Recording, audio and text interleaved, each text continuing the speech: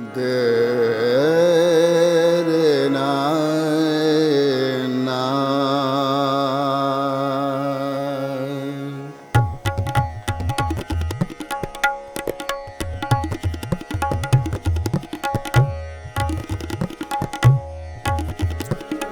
अनिले कुंभ बराइले उदक, अनिले कुंभ बराइले उदक, ठाकुर कऊ स्नान करऊ, ठाकुर कऊ स्नान करऊ।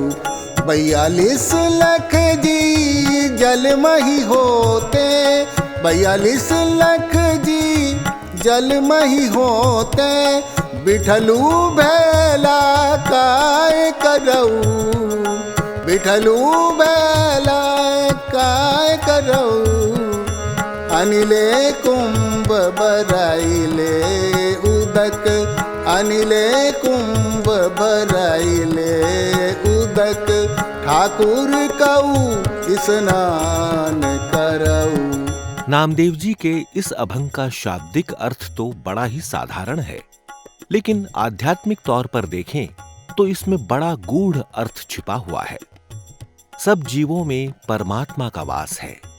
नामदेव जी कहते हैं कि मेरे मन में अपने ठाकुर जी को स्नान करवाने का ख्याल आया तो मैंने एक शुद्ध घड़ा लिया और नदी पर जाकर उसे शुद्ध जल से भर लिया। लेकिन मैं अपने भगवान को इस जल से स्नान करवाऊं कैसे?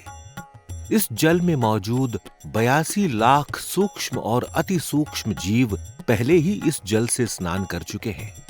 तब भला ये जल मेरे प्रभु के स्नान के लायक कहां रहा? लेकिन सब जीवों में तो परमात्मा का वास है, सो उन जीवों के रूप में मेरा विट्ठल तो स्नान कर ही चुका। अब भला उसे स्नान की क्या आवश्यकता है? जत जाऊ ततु बिठलू बेला, जत जाऊ बिठलू बेला, महा आनंद करे सदकेला, महा आनंद करे सदकेला। अनिले फूल परोइले माला, अनिले फूल परोइले माला, ठाकुर की हऊ पूज करऊ, ठाकुर की हऊ पूज करऊ। पहले बास लई है भंवरा, पहले बास लई है भंवरा, बिठलू बेला काय करऊ, बिठलू बेला काय करऊ। अनिले कुंभ भराइले उदक, अनिले कुंभ भराइले उदक। हर तरफ विट्ठल ही विट्ठल है। अपने हर रूप में वो अलग अलग लीलाएं करता रहता है और अपनी लीलाओं से सबको आनंदित करता रहता है। नामदेव जी कहते हैं कि एक बार मेरे मन में आया कि मैं अपने इष्ट देव की पूजा के लिए सुंदर और सुगंधित फूलों की एक माला बनाऊं। लेकिन फिर ख्याल आया कि जिन फूलों की मैं माला बनाऊंगा उन सभी का रस और सुगंध तो पहले ही भंवरा पी चुका होगा। सो भला मैं अपने परमात्मा को किसी के जूठे फूलों की माला कैसे अर्पण कर सकता हूं? और वैसे भी भंवरा भी तो ईश्वर का ही रूप है। सो फूल तो अपने आप ही मेरे ईश्वर को अर्पण हो ही गए। अनिले दूधरी धाइले खीरम, अनिले दूधरी धाइले खीरम, ठाकुर कऊ नैवदु करऊ, ठाकुर कऊ नैवदु करऊ। पहले दूध बिटारियो बछ रहे, पहले दूध बिटारियो बछ रहे, बिठलू बेला काय करऊ, बिठलू बेला काय करऊ।